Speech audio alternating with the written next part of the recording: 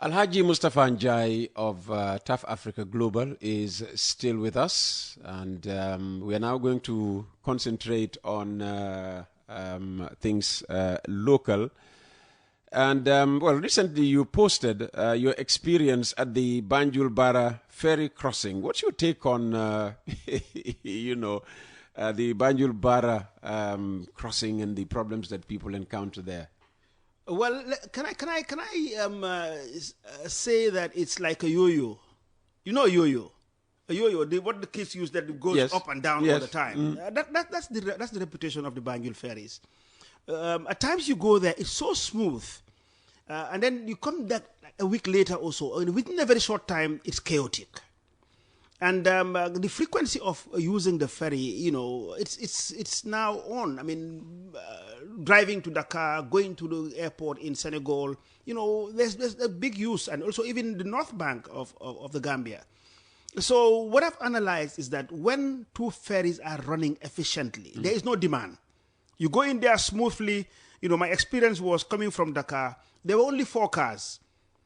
And it was free, and it was running smoothly. And the moment they have a breakdown and only one runs, then there's an issue. Or you have, like currently with Magal, what's going on. So as I did with my social media handles and in the country, my belief is that, at times you need to compliment these public servants. Yes. They have a responsibility to serve. It's not difficult. It's not difficult at all. I mean, there are ferry crossings all over. Even Sierra Leone, you don't have an issue. And remember, you have to go to the airport. It is so well managed. And it is open. That's the difference in Sierra Leone. In Sierra Leone, there are about 3 different services. And they charge different prices. Mm-hmm. It's an open market. Mm-hmm. But recently in the Gambia, we've seen that the Turkish are building theirs. And I am of the belief that when the Turkish start, this will be history. We will never have issues with this. And again, the ferry service, I think they're bringing in a green ferry, which is already being fabricated. So I just want to urge whoever is responsible to please serve the community well. It is not a difficult task. Should we bridge Banjul Bara? No. I would boldly say no. Why? Let me tell you. Listen, Peter. Actually, I have seen studies. Where even if we were to bridge, the most effective bridge doesn't have to be between Banjul and Bara. Because if you do Banjul and Bara, the bridge has to be so high because ocean-going vessels needs to go under to be able to go to the port. So there's a study I saw that is somewhere around Mandinari or beyond.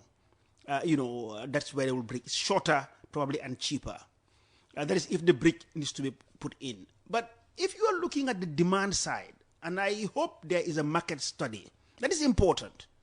In any business that you do, the first thing to do is to do a market study. And when you do market study, you do projections. Mm-hmm. And projections can be done for like the next 50 years. You will know how many cars should be crossing there, what the demand would be. And I am of the opinion, it's my opinion, that there is not much demand that demands pumping close to $1 billion in a bridge between Banjul and Bara. And maybe there will be government funds or cheap funds that can be pumped there. But knowing how the global economy works now, I doubt if that amount of money is available anywhere to be put in. So what I think we need is an efficient ferry service. And in the next 1 year, we will see it. Call me back in the next 1 year, you will see it. When we have with the Turkish company. With the Turkish coming in, obviously, once you have a competition, they'll be more efficient. Absolutely. The current one will be more efficient. The place will be as smooth as you name it. I mean, if you go to Turkey, for example, they have about one main bridge or so between the one side and the other. But the others are being done by ferries everywhere. But they're efficient. So what we need now is efficiency. Once it's there, if you had $1 billion in the economy of the Gambia, there are more effective areas that you can put it than putting a brick in there. What do you think of, all this talk of deep sea port in Sanyang? Well, I mean, I am yet to see the details, and it's very difficult at times to comment on some of these issues without looking at details. I know there's a public debate on it, and mainly from politicians and the current government, which is very healthy. That we must give to both sides. That now what we are seeing is, we are seeing people coming out in positions and making references. So there's no guesswork. I enjoyed Minister Silla about the highway. Yes. Maybe we'll come to that one. Yes. Where he quoted a highway in Kenya. And then, is it Tiku or Tika? Whatever it's called. And then you had the other guy, what's his name? Sise and Mane. Look, the country needs that. The country needs, solid, intelligent, debates on any issue. On issues rather than personalizing it. Yes. If we will laugh. We're the same. But on things on governance, is that there's always people must be held responsible, for when they are serving the public. But coming back to the Sanyang port, quickly, my own take on it is that, look, they need to address, not the port itself, but they need to address the highways. The freeways, the freeway on the highways itself, it's not adequate for traffic. For example, if you come at Sanyang Junction, the houses are now being built next to the road, this narrow road. So if you have a fully functional deep sea port, the traffic will increase. And now where will the traffic head to? South through Casamance and feed Casamance and maybe Guinea-Bissau and others, and then maybe feed Banjul. So there must be the will to enforce what's it called? It's a freeway. I think it's a freeway. I mean, normally on the highways here, it's about 40 meters. I think that's the word. I'm just losing it. As you get old, you start losing these things. But the thing is, from the center of the road, it should be a minimum of 20 meters on one side and 20 on the other. That was what happened with this highway. Although I have seen now that they are allocating spaces, buffer, and building there. I don't think they are considering what's going to happen in the next decades to come.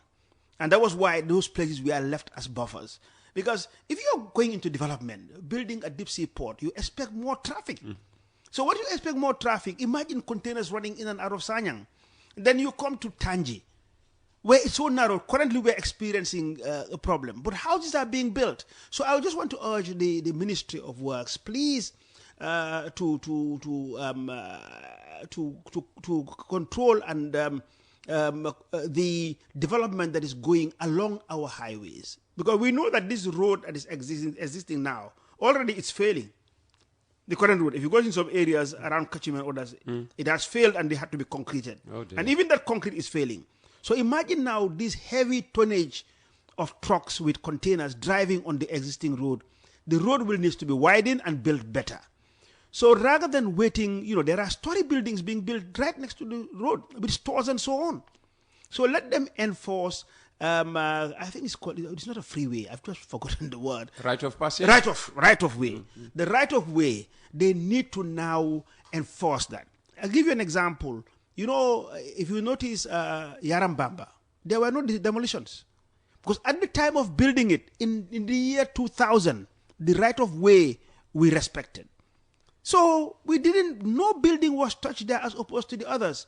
So please, I don't know much about the deep sea port, whether it's going to happen or not. There's a big debate, which is healthy. And remember that the concession which I saw, it's for 30 years. 30 years is a lot. This will now go into generations. All of us, well, not all of us, but people like us, we know that we will not be around. So whatever we're doing, let's consider that there are generations unborn who are going to, either benefit from this positively or are going to suffer. So the decisions we make, this consideration must be there. But one thing I can pick very quickly, that the right of way is not being respected. People are building too close to the road and you want to put a development in Sanyang, that will not work. So please let them make sure that buildings are not approved, built right next to the road. And before the debate over, the deep sea port in Sanyang and even since, there's been a lot of talk around tribalism in this country. You operate in different countries, in Africa. Is the Gambia situation similar? And, as uncomfortable as the discussion might be, as Larry Cisse said during his last appearance on the program, we need to have a national dialogue on the issue of tribalism in this country. Do you agree? I totally agree. I think we should talk about it. I followed what happened with Attack. Mm-hmm. It wasn't in detail. I didn't follow in detail, but I knew where it was coming from, and the issue of tribalism has always been in this country. And it's mainly being promoted by politicians. We, the ordinary people, it doesn't matter. But generally, and it's not only in the Gambia, in Africa, where you have tribal issues, it is politicians who are using it, on their electorate. And I would want to make a reference to a book written by a friend of mine who ran for the presidency in Nigeria, Dele Momodu. And one of his top aides at the time wrote it, and it's called Fighting the Lions. And what the conclusion is that to win elections in Africa or in Nigeria, you needed to, one, have money. That's number one. And then number two, religion counts. And the third one is tribe. And politicians use it very well. Well, similar to the Gambia. Yes. So in Africa in general, everywhere you go, they use it. So really, the issue, because I've seen the accusations and counter-accusations, but in reality, we don't have it. And I would want to really appeal to our political leaders that they should not use tribal elements or tribal reasons to get gather votes or being elected in the office. We have a national identity. There's nowhere in our identity documents where tribe is mentioned. And actually, we don't go anywhere and be addressed in tribe. If you go even in faith, in faith, you have different tribes practicing one faith. And I think our faith is much bigger than our tribes. So I think it is being used by politicians and across the board, and they should avoid actually identifying their electorate through tribes. But we have seen it. We have seen them where they will call, we are dealing with this tribe. They come to pay their courtesy call or so, on different, all of them. So please, I think we should avoid it. Because we have seen what tribalism does in countries. And when it happens, when it goes wrong, everybody suffers. Nobody is a winner. We should see the Gambia as a team that we are Gambians. We carry one passport. And in that passport, there's nowhere we're identified, differentiated in tribes. We carry one ID card, a driving license. Anything you do with identity, we are Gambians. And aside from that, Peter, the reason why, as a country, we need to focus more on national issues than tribe. Because look, what do you get, trying to get your tribesmen to be behind? There's nothing you can do as a country. The economy is not run tribal. And what happens is, when it comes on, economic benefits, there are groups of people who are benefiting that will come together, from different tribes. They don't identify themselves with different tribes. There's something that they share in common, and that is, for example, in the economy. For example, if you come into the private sector, TAF will associate with his business regardless of any tribe that you come from. True. I am operating in Nigeria. I am not Nigerian. I am not Igbo. I am not Hausa. And I am never addressed based on my tribe. They don't even know whether I'm a Wolof or not. What do they know? The knowledge that I carry and the ability to deliver my business. So the same thing applies to those in public service. They should deliver their responsibility and avoid this. Because, let me just go further. And the reason why we need to do this. As a country today where we are, Gambia needs to watch what is happening around us. The reason why we need to stand as one, the odds are against us. One, because of size. The Gambia, from a business point of view, if you look at, let's say foreign investment being directed into Africa, it is probably the last country you will come to because of size. And business demands size. So you have to go the extra mile to be able to attract this. And for example, like what Dubai is doing.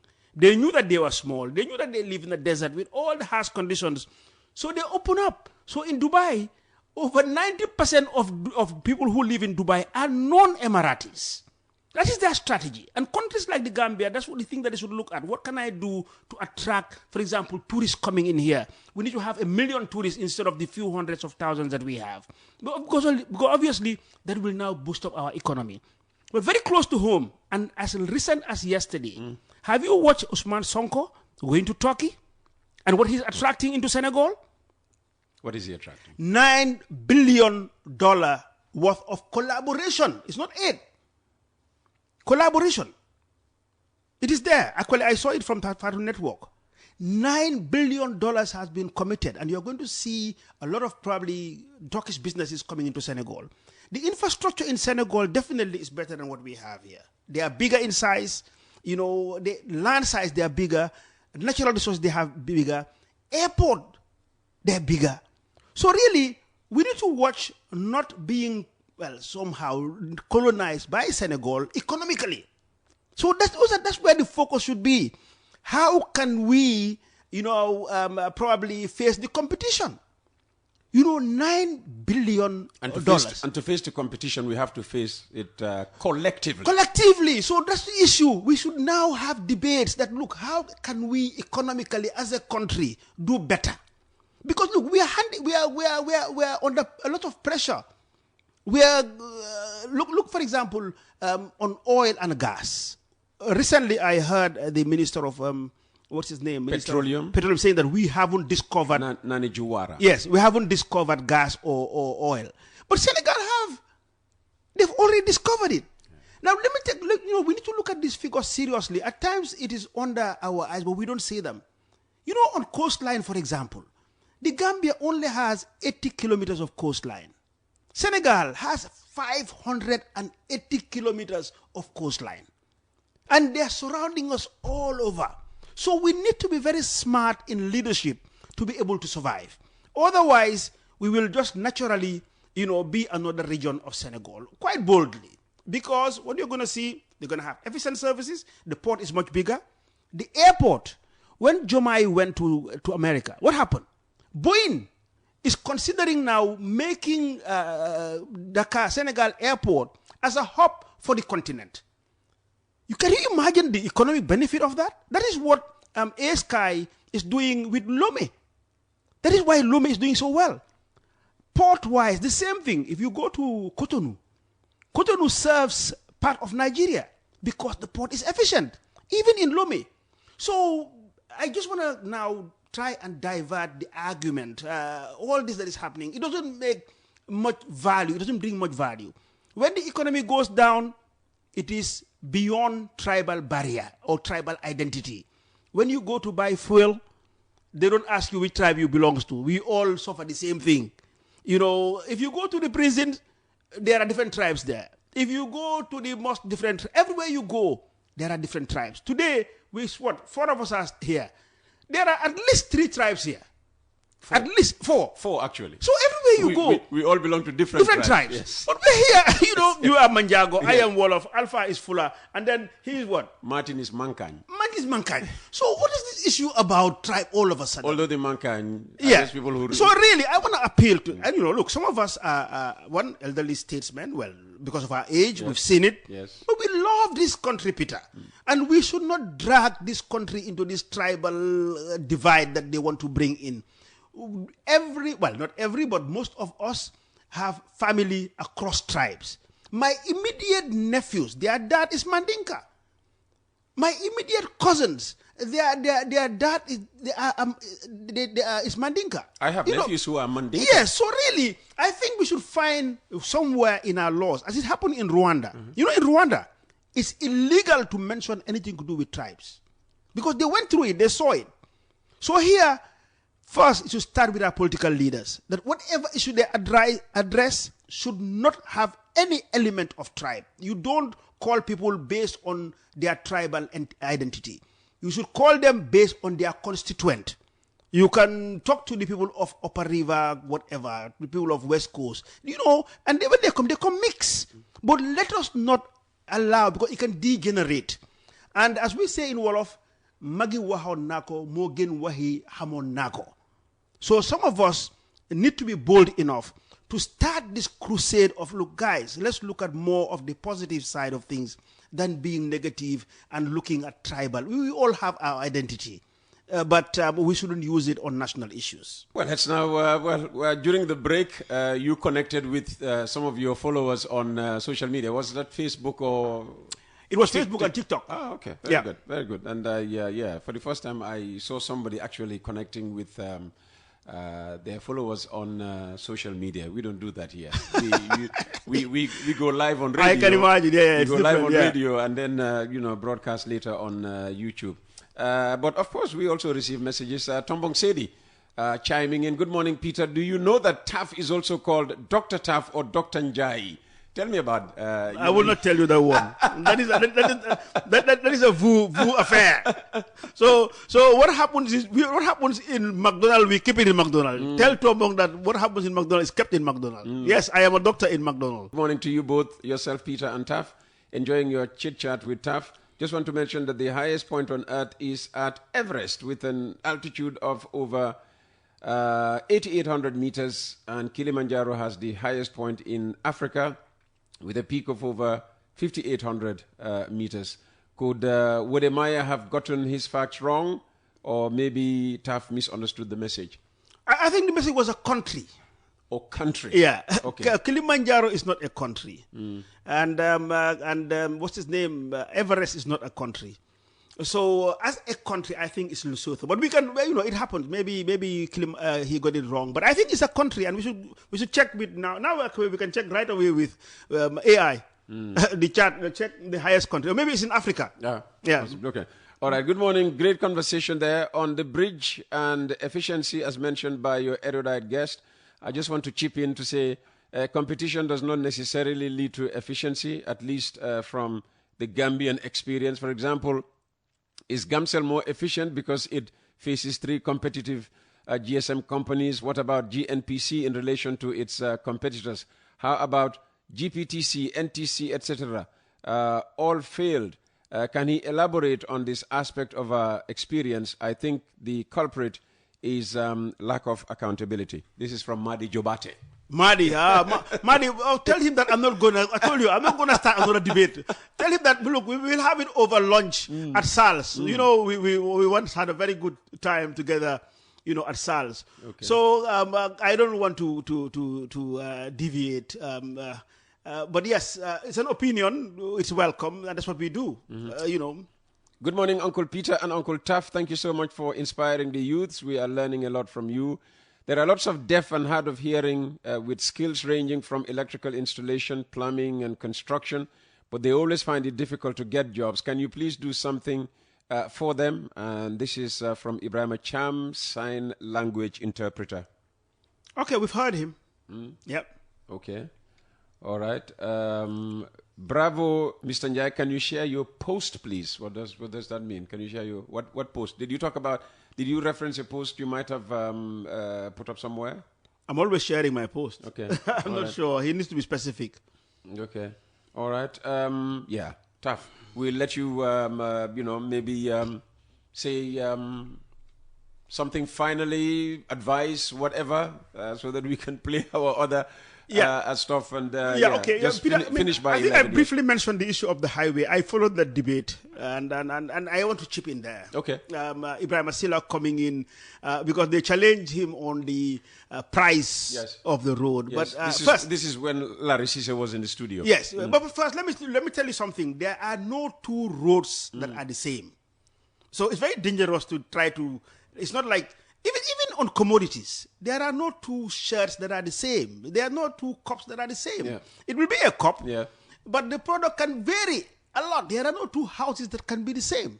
But there should be barometers that you measure.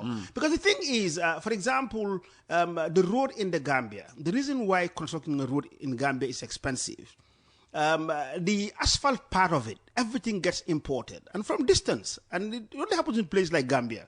For example, as simple as chippings, basalt, you import it over 300 kilometers away and come across a ferry. But that doesn't justify that the price should be astronomically high. So that's one point. And but what is really impressive is the debate that's going on, where references are being given. So that's my point. The debate should go on. If, for example, government allow the rates, the bills of quantities to be transparent, to come out, then you can now dig into it. You can easily, because there are experts around who will tell that, look, these rates are too high for this, or they are too low. But the issue of trying to compare, a road being built in Kenya and a road in the Gambia, even if the road being built, if you build the same road in Fajara as opposed to the one you build in Basse, they will be different in price because the ground conditions will be different. There are so many factors that will make it different. So, but what is important is to just encourage the debate to go on. Avoid taking it personal, because some of them at times they take it very personal. We say it in Wolof, kubot buke nak haj bola. If you are sitting in a public office, you will receive the blows. If you are there as a private gentleman, nobody will say anything to you. Absolutely. So, but the culture of debate in this country has really been elevated. And I would appeal further, especially for those who are in government, that to be more tolerant, and not to take it too personal. And again, Alaji Peter, to avoid a tribal divide. Let us see this country as one. It's Team Gambia. And we need to survive as a small country with a lot of odds against us. So that's where I will end. And again, thank you so much for having me as usual. And see you probably in the next 3 months. Ah, fantastic. I was waiting for that. I was going to say, when do you plan your next trip here? It's like every quarter is good. It's like the Commissioner General of the GRA. He comes here every quarter as well. Great. Thank you so much again. Thank you so very much for bless coming. You. And I wish one day I'll get as many gadgets as you have. Borom Bagasi. Thank you so much. All right. Jar Oil. The company have filling stations across the country, and our rates are relatively cheaper than anyone else across the country. Jar Oil is the biggest producer and distributor of cement in the country with the most competitive prices in the market.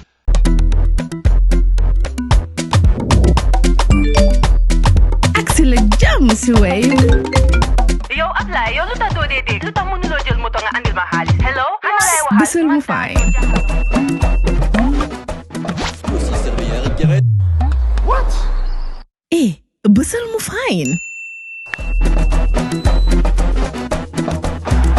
Oh, yes! Wave Axina Gambia. Deposit and withdraw money, pay bills and buy mobile credit without fees. Transfer money wherever in the country for only 1% fee. At Wave. Bisul mo fine? Wave. Your money is yours.